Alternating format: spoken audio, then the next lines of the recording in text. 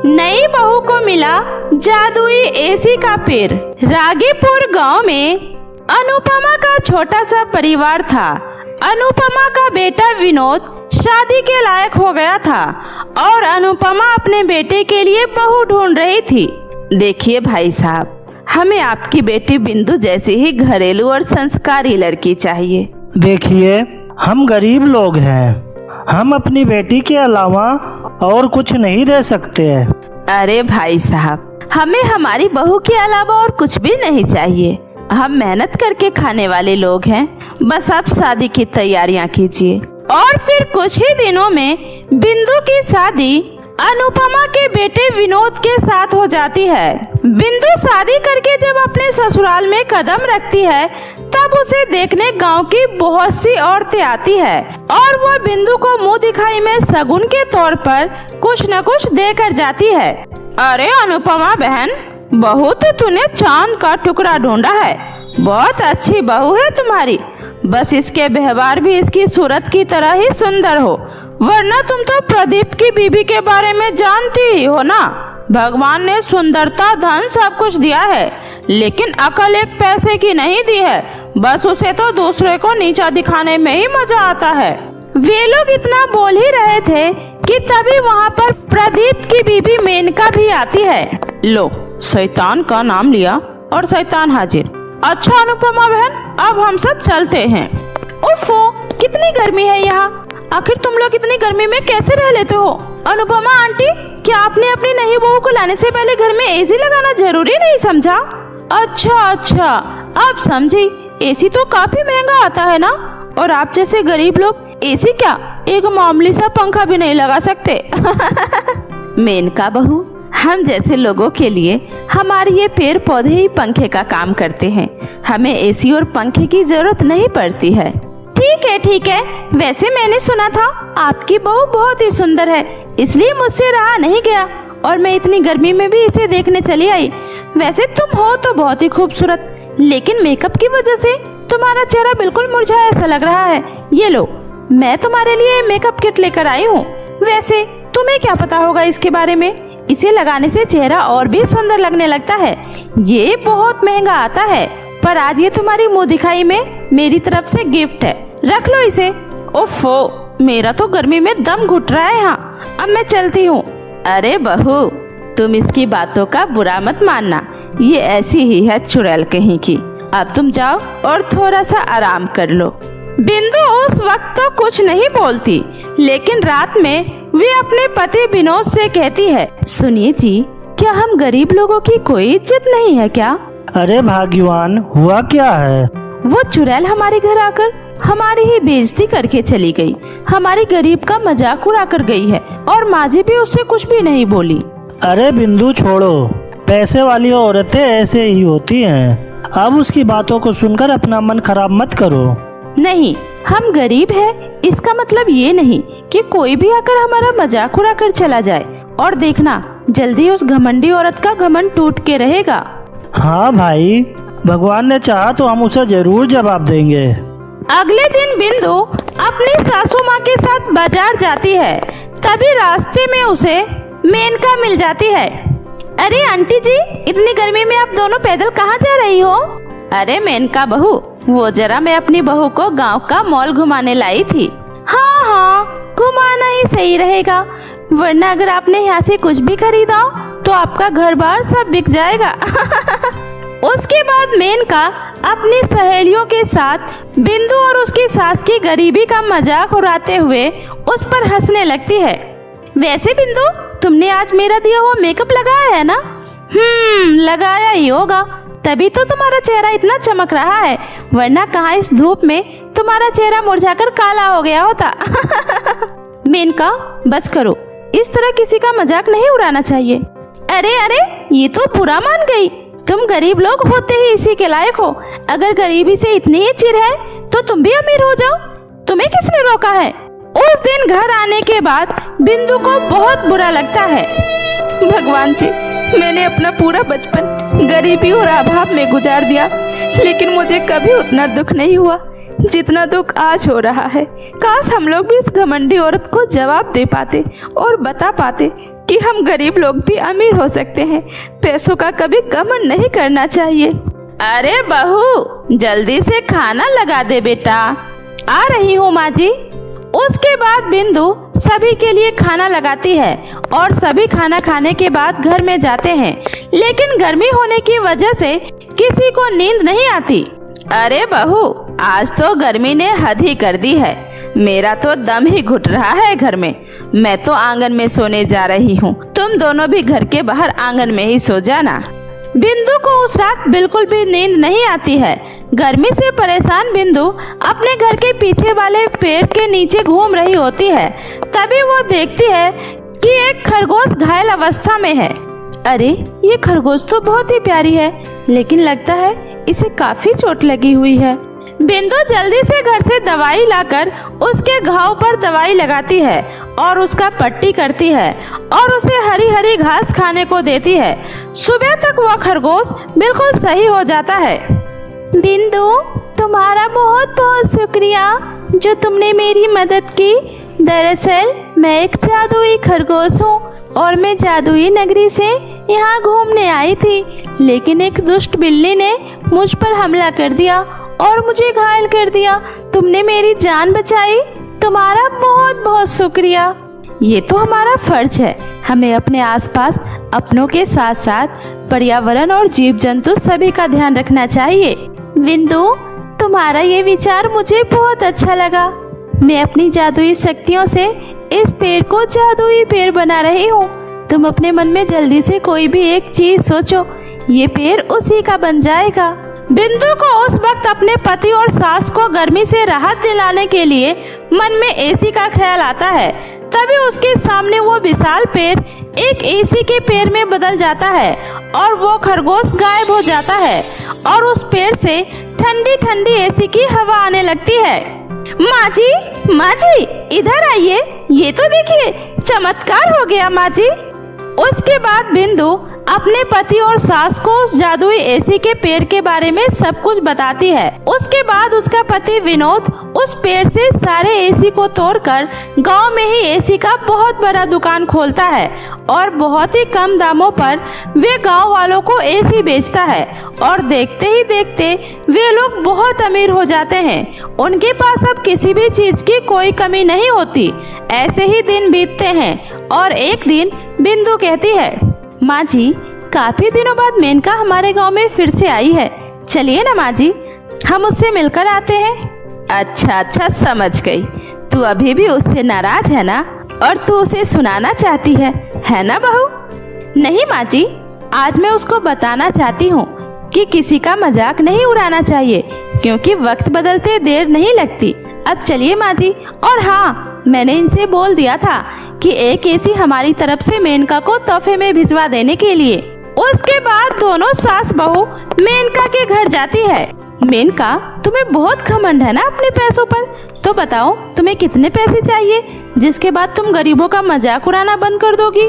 बिंदु, मुझे माफ कर दो, मैं समझ चुकी हूँ दुनिया में पैसा कुछ नहीं होता। आज मैं अपने बुरे व्यवहार और अहंकार की वजह से सब कुछ खो चुकी हूँ। मेरे पति की नौकरी चली गई और अब मैं गांव में साधारण जीवन जीने के लिए मजबूर हूँ। मुझे माफ कर दो। इस तरह मेनका का घमंड टूट जाता है और बिंदु अपने परिवार वालों के साथ हंसी खुशी अपना जीवन गुजारने लगती है। जादुई नदी का सुनहरा अंगूर। रामपुर गांव में राघव और मोहन नाम के दो सगे भाई रहा करते थे।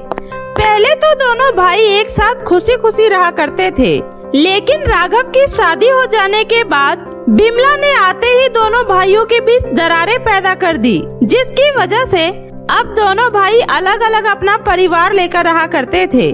लेकिन राघव की पत्नी बिमला बहुत ही ज्यादा चालाक और लालची थी, इसलिए वो घर की सारी जमीन जायदाद अपने नाम करवा लेती है और मोहन के हिस्से में छोटी सी टूटी फूटी झोपड़ी आती है, जिसमें वो अपनी पत्नी ममता के साथ रहा करता था। जहाँ राघव अपने किराने की दुकान चलाया करता था, वहीं बेचारा मोहन जंगल से लकड़ियाँ काटकर उन्हें बाजार में बेचकर अपना गुजारा किया करता था। ऐसे ही आज भी। अगर आज आप इतने सीधे नहीं होते ना, तो जेठानी जी और जेठ जी आपका इस तरह फायदा नहीं उठाते और हमें भी हमारा हिस्सा मिल जाता। देखो ममता, मुझे नहीं पता कि किसके हिस्से में क्या लिखा है। मैं तो बस इतना जानता हूँ, हमारे नसीब में जो लिखा है वो हमें मिलकर रहेगा, फिर चाहे जो भी कितना भी हाथ पैर मार ले। इसलिए अब तुम भी इन सब बारे में सोचना बंद कर दो और अपने काम पर ध्यान दो। मैं जंगल जा रहा हूँ लकड़ियाँ काटने के लिए। इतना कहकर मोहन हाथ में कुल्हाड़ी लिए जंगल की तरफ चल देता है। लेकिन जंगल जाने के बीचों बीच एक नदी बह रही होती है जो कि बहुत ही ज्यादा गहरी होती है। इसलिए गांव का हर व्यक्ति उस नदी को पार करने से बहुत ही ज्यादा डरता था और जंगल जाने के लिए वो सब पहाड़ी के दूसरी तरफ वाले रास्ते से जाया करते थे। और इसी तरह मोहन भी पहाड़ी के दूसरे वाले रास्ते से जंगल जाया करता था। लेकिन आज जब मोहन पहाड़ी वाले रास्ते से जा रहा होता है तो वो देखता है कि रास्ते में एक बहुत ही बड़ा पत्थर पड़ा होता है जिससे आगे जाने का पूरा रास्ता बंद हो जाता है। ये देखकर मोहन बहुत ज्यादा परेशान हो जाता है और कहता है, हे भगवान, अब मैं क्या करूं? आज तो ये रास्ता भी बंद हो गया। अब तो मुझे उस नदी वाले रास्ते से ही जंगल जाना पड़ेगा। इतना कहकर मोहन नदी के रास्ते संभल कर नदी पार करने की कोशिश करता है। उसी समय उसे नदी में किसी के चिल्लाने की आवाज सुनाई देती है और जब मोहन वापस से मुड़कर देखता है तो उसे नदी में एक बूढ़ी औरत डूबती हुई दिखाई देती है और वो मोहन से कहती है, सुनो बेटा, मेरी मदद करो, मैं इस नदी में डूब रही हूँ, मुझे बचाओ, मुझे तैरना नहीं आता बेटा, बचाओ। उस बूढ़ी औरत की बात सुनकर मोहन फटाफट से उसकी मदद करने के लिए आगे बढ़ता है क्योंकि मोहन एक दयालु और नेक दिल इंसान था। इसलिए वो अपनी जान पर खेलकर उस बूढ़ी औरत की मदद करता है और उसे नदी से बाहर निकालता है। लेकिन जैसे ही वो बूढ़ी औरत नदी से बाहर आती है वैसे ही वो नदी गायब होकर एक जादुई सुनहरे अंगूर के बगीचे में बदल जाता है और वो बूढ़ी औरत एक सुंदर सी परी में बदल जाती है। ये सब होता देखकर मोहन बहुत ज्यादा हैरान हो जाता है। उसी समय वो परी कहती है, तुम्हारा बहुत बहुत शुक्रिया भले इंसान, आज तुमने मेरी मदद करके मुझे मेरे श्राप से मुक्त कर दिया। आखिर ये सब क्या है और वो नदी कहाँ गई और ये सुनहरे अंगूर का बगीचा कहाँ से आ गया? मुझे तो कुछ समझ में नहीं आ रहा, ये सब हो क्या रहा है? चिंता मत करो युवक, मैं तुम्हें सब कुछ बताती हूँ। दरअसल ये नदी एक मायावी नदी थी और मैं मायावी नगरी की राजकुमारी ऐश्वर्या हूँ। मुझे मेरी गलती की वजह से स्वामी अघोरी नंद ने एक श्राप दिया था और कहा था, जब तक कोई नेक दिल इंसान इस रास्ते से गुजरते समय मेरी मदद नहीं करेगा तब तक मैं अपने असली रूप में कभी नहीं आ सकती हूँ। इसलिए तुम्हारा बहुत बहुत शुक्रिया। आज तुम्हारी वजह से मैं वापस से अपने असली रूप में आ पाई हूँ और मैं इसी जादुई सुनहरे अंगूर के बगीचे की राजकुमारी हूँ। इसलिए जब तुमने मेरी मदद की है तो मुझे भी तुम्हारे लिए कुछ करना चाहिए, इसलिए तुम चलो मेरे साथ। इतना कहकर ऐश्वर्या परी मोहन को अपने साथ अपनी मायावी नगरी में लेकर जाती है जहाँ पर चारों तरफ जादुई सुनहरे अंगूर के पेड़ लगे होते हैं और सोने की तरह चमक रहे होते हैं। उसी समय मायावी नगरी की रानी माँ वहाँ पर आती है और कहती है, आपका हमारे मायावी नगरी में स्वागत है नेक दिल इंसान। आज आपकी वजह से मेरी पुत्री फिर से अपने असली रूप में आ पाई है, इसलिए हम आपके बहुत ही शुक्रगुजार हैं। वरना हमने तो उम्मीद भी छोड़ दी थी कि हमारी पुत्री फिर से कभी अपने असली रूप में आ पाएगी भी या नहीं। लेकिन हमें पता नहीं था कि आज भी इस दुनिया में आपके जैसे नेक दिल इंसान मौजूद हैं, जो बिना किसी स्वार्थ के दूसरों की मदद करते हैं। आपका बहुत बहुत शुक्रिया रानी परी माँ, लेकिन ये तो मेरा फर्ज था और इसके बदले आप लोगों ने मुझे जो आदर और सम्मान दिया है, ऐसे तो मैंने कभी अपनी जिंदगी में सोचा भी नहीं था। मुझे तो अभी भी ये सब एक सपना जैसा लग रहा है। अब मैं चलता हूँ, वैसे भी काफी देर हो चुकी है। घर पर मेरी पत्नी मेरा इंतजार कर रही होगी और अभी तो मुझे जंगल से लकड़ियाँ भी काट कर लानी है, वरना शाम को मेरे घर पर चूल्हा नहीं जल पाएगा। सुनो युवक, आज तुमने जो हमारी मदद की है इसके बदले हम तुम्हें कुछ देना चाहते हैं, जिससे आपको फिर से दोबारा लकड़ियाँ काटने की जरूरत नहीं पड़ेगी और आप सुकून से अपनी जिंदगी गुजार पाओगे। ये लो, ये हमारे बगीचे के जादुई सुनहरे अंगूर हैं। इन अंगूर से आप जो भी कुछ मांगोगे ये आपकी सारी इच्छाओं को पूरा करेगा और फिर आपको किसी भी चीज की कोई कमी नहीं होगी। इतना सुनकर मोहन बहुत ज्यादा खुश हो जाता है और वो जैसे ही मायावी नगरी से बाहर आता है वैसे ही वो जादुई सुनहरे अंगूर का बगीचा फिर से गहरी नदी के रूप में बदल जाता है और मोहन वहाँ से खुशी खुशी वो जादुई सुनहरा अंगूर लेकर अपने घर आ जाता है। और जब वो घर आकर इस बारे में अपनी पत्नी ममता को सब बताता है तो उसकी बात सुनकर ममता भी बहुत ज्यादा खुश हो जाती है और फिर मोहन उस जादुई सुनहरे अंगूर की मदद से अपनी बड़ी सी होलसेल की दुकान खोलता है और अपनी छोटी सी झोपड़ी को एक आलीशान घर में बदल देता है। देखते ही देखते उसकी गरीबी पूरी तरह से मिट जाती है। लेकिन जब ये सारी बात राघव को पता चलती है तो उसके मन में भी लालच आ जाता है और वो अपनी पत्नी के साथ उसी नदी के पास जाता है और कहता है, देखना बिमला, अब हम भी जादुई सोने के अंगूर पाकर पहले से और भी ज्यादा अमीर बन जाएंगे, लेकिन इसके बदले तुम्हें इस नदी में डूबने का नाटक करना होगा जिससे मैं तुम्हें बचाने आऊँगा और फिर वो परी मुझसे भी खुश होकर मुझे भी जादुई सोने के अंगूर दे देगी। अरे आप देखना जी, मैं डूबने का ऐसा नाटक करूंगी कि हर कोई धोखा खा जाएगा, लेकिन हाँ आप बस मुझे थोड़ा धीरे से धक्का मारना। इतना कहकर राघव बिना कुछ सोचे समझे अपनी पत्नी बिमला को नदी में धक्का मार देता है और बिमला भी कुछ देर डूबने का नाटक करती है। लेकिन जब उसे सच में लगता है कि वो सच में डूब जाएगी तो वो राघव से कहती है, अरे सुनिए जी, मुझे बचाइए, मैं सच में डूब रही हूँ। अरे बिमला, तुम चिंता मत करो, मैं अभी कुछ करता हूँ। इतना कहकर राघव जैसे ही बिमला की मदद करने के लिए आगे बढ़ता है वैसे ही वो भी नदी के अंदर गिर जाता है और फिर दोनों ही मिलकर मदद की गुहार लगाने लगते हैं। उसी समय राघव कहता है, अरे भाग्यवान, मुझे लगता है यहाँ कोई अप्सरा नहीं है और ना ही कोई जादुई सुनहरे अंगूर का बगीचा है। हमने तो खामा ही लालच में आकर अपनी जान को खतरे में डाल दी है। सुनिए जी, अब क्या होगा? हम लोग यहाँ से बाहर कैसे निकलेंगे जी? मैं मरना नहीं चाहती, हमें बचा लीजिए।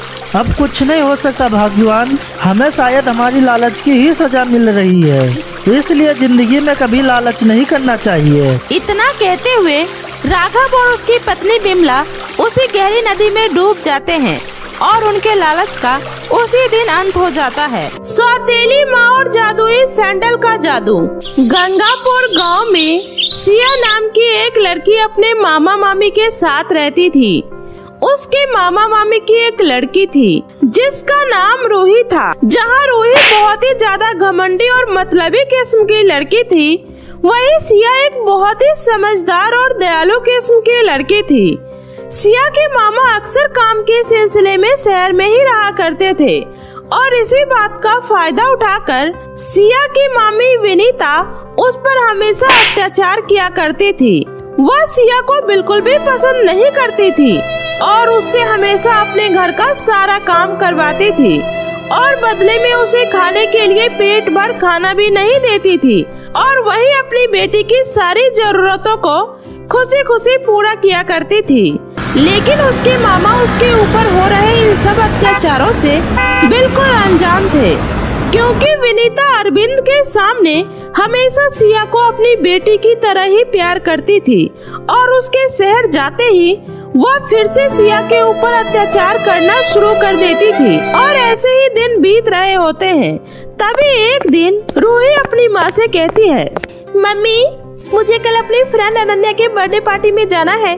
उसके लिए मुझे एक बहुत ही सुंदर ड्रेस और कुछ ज्वेलरी चाहिए, इसलिए आप मुझे जल्दी से कुछ पैसे दे दीजिए। अरे रूही बेटा, अभी परसों ही तो तुमने मुझसे इतने सारे पैसे लिए थे और आज फिर तुम पैसे मांग रही हो क्या? मम्मी अब आप भी मुझसे पापा की तरह पैसों का हिसाब लोगी? आपको मुझ पर बिल्कुल भी भरोसा नहीं है। अरे नहीं मेरी बच्ची, मैं तो बस ऐसे ही बोल रही थी। बताओ तुम्हें कितने पैसे चाहिए?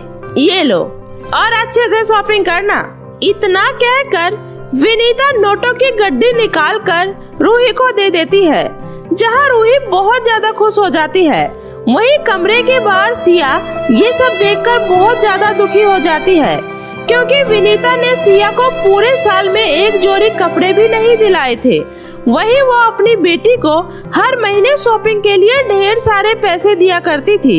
इसलिए सिया चुपचाप अपने कमरे में जाकर आंखों में आंसू लिए कहती है, खास माँ पिताजी, आप लोग जिंदा होते तो मुझे इस तरह मामी का अत्याचार नहीं सहना पड़ता और मुझे भी मेरी जरूरत की सारी चीजें मिल पाती जैसे रूही को मिलती है।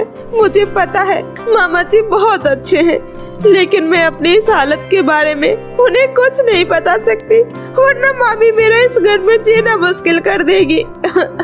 सिया जब कमरे में बैठे ये बातें कर रही होती है, उसी समय उसके मामा उसकी सारी बातें सुन लेते हैं और उसके पास जाकर कहते हैं, अरे सिया, क्या बात है? तुम ऐसे अपने कमरे में बैठे क्या बातें कर रही हो? अरे मामा जी, आप यहाँ? लेकिन आप कब आए? बस अभी थोड़ी देर पहले आया हूँ। लेकिन तुम यहाँ अपने कमरे में बैठे क्या बातें कर रही हो? सिया इस बार भी अपनी मामी के डर की वजह से अपने मामा को कुछ नहीं बताती है और कहती है, कुछ नहीं मामा जी, वो बस ऐसे ही माँ पिताजी की थोड़ी सी याद आ रही थी। अच्छा, कोई बात नहीं। अब तुम जल्दी से तैयार हो जाओ, हम अभी बाहर शॉपिंग करने चलेंगे। अपने मामा की ये बात सुनकर सिया बहुत ज्यादा खुश हो जाती है और कहती है, क्या सच में मामा जी? आप यहीं रुकिए, मैं अभी बस तैयार होकर आती हूँ। इतना कहकर सिया फटाफट से तैयार होने चली जाती है और जब कुछ देर बाद वो अपने मामा के साथ शॉपिंग करने जा रही होती है, उसी समय विनीता कहती है, अरे ऐसे सज कर कहाँ जा रही हो अपने मामा के साथ? दरअसल विनीता, मैं सिया को अपने साथ शॉपिंग कराने जा रहा हूँ। वैसे भी बेचारी बिन माँ बाप की बच्ची कहाँ अपनी जरूरतों को पूरा कर पाती है। अरे तो बिन माँ बाप की बच्ची है तो क्या हुआ? अब आप इस पर अपने सारे पैसे लुटाते फिरोगे? आपको पता है ना, अगले महीने ही रूही के कॉलेज की फीस भी भरनी है। विनीता, तुम्हें मुझे समझाने की कोई जरूरत नहीं है। मुझे अपनी बेटी की जरूरत का ख्याल है, इसलिए तुम इस बात की चिंता मत करो। इतना बोलकर अरविंद सिया को लेकर शॉपिंग करने चला जाता है और वो सिया को उसके मनपसंद की सारी चीजें दिलवाता है और उसके लिए सुंदर सुंदर ड्रेस भी खरीदता है। ये सब देखकर सिया बहुत खुश हो जाती है और जब कुछ देर बाद वे लोग शॉपिंग करके घर वापस आते हैं तो विनीता और रूही गुस्से में सोफे पर बैठी होती है। उनको देखकर सिया मन ही मन सोचती है, अरे मामी तो आज बहुत गुस्से में लग रही है और अगर इन्होंने मेरे ये नए कपड़े देख लिए ना तो नहीं, इससे पहले मामी मेरे ये कपड़े देखे, मैं इन्हें अपने कमरे में ले जाकर छुपा देती हूँ। इतना सोचकर सिया वो कपड़े ले जाकर अपने कमरे में छुपा देती है। तभी विनीता कहती है, आ गए अपनी प्यारी बेटी के ऊपर पैसा खर्च करके? तुम्हें तो उसके अलावा और कोई दिखाई नहीं देता है। भूलो मत, तुम्हारी खुद की भी एक बेटी है। विनीता, तुम ये कैसी बातें कर रही हो? अरे उस बेचारी को कितने साल हो गए, तुमने उसे एक जोड़ी कपड़े भी नहीं दिलाए, और अगर आज मैंने उसे कुछ कपड़े दिला दिए तो इसमें इतना मुंह बनाने वाली कौन सी बात है? तुम भी तो हर महीने अपनी बेटी को शॉपिंग कराती हो ना।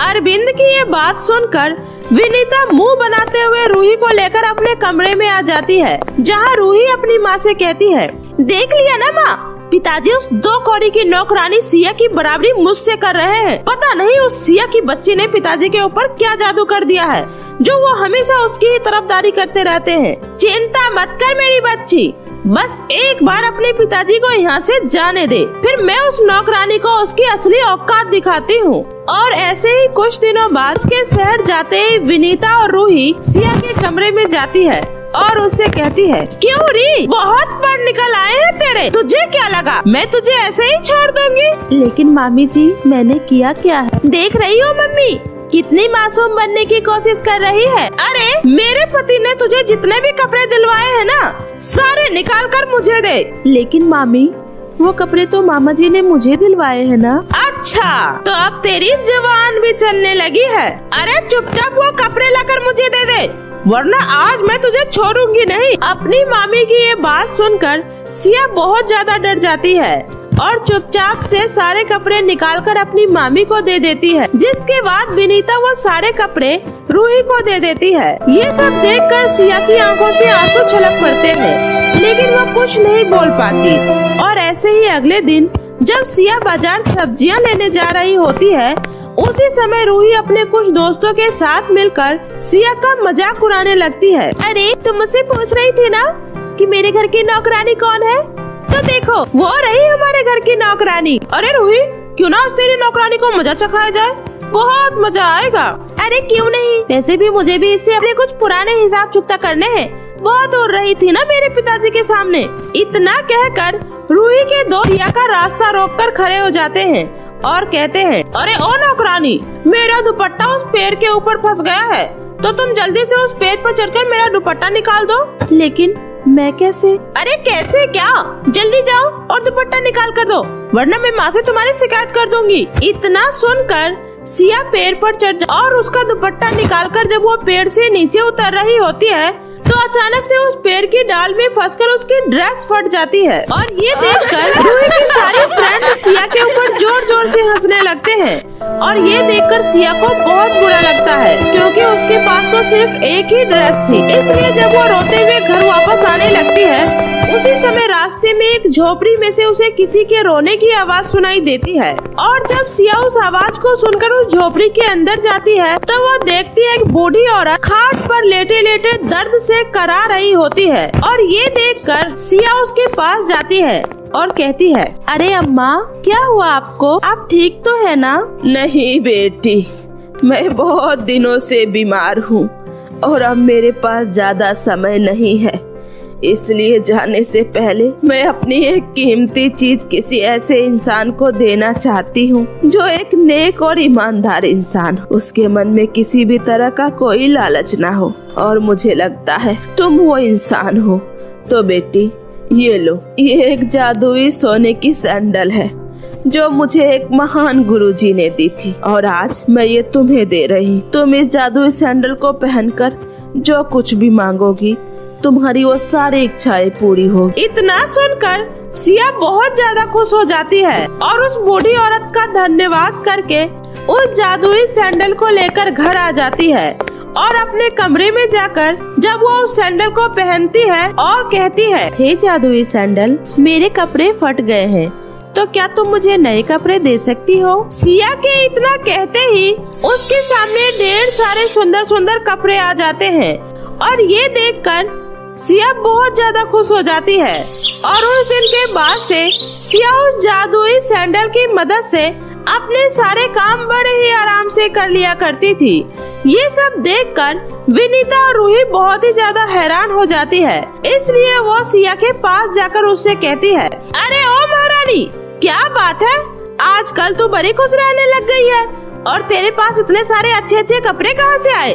कहीं तूने मेरी अलमारी में से पैसे तो नहीं चुराए? नहीं नहीं मामी, मैं क्यों आपकी अलमारी में से पैसे चुराऊंगी, और वैसे भी अब मुझे किसी से भी पैसे मांगने की कोई जरूरत नहीं है। सिया की ये बात सुनकर विनीता को बहुत गुस्सा आ जाता है, और वो जैसे ही सिया को मारने जाती है तो उसकी जादुई सैंडल में से एक रोशनी निकलती है और उन दोनों माँ बेटी को बिजली का जोरदार झटका लगना शुरू हो जाता है, जिसके बाद वो दोनों माँ बेटी बहुत ज्यादा डर जाती है।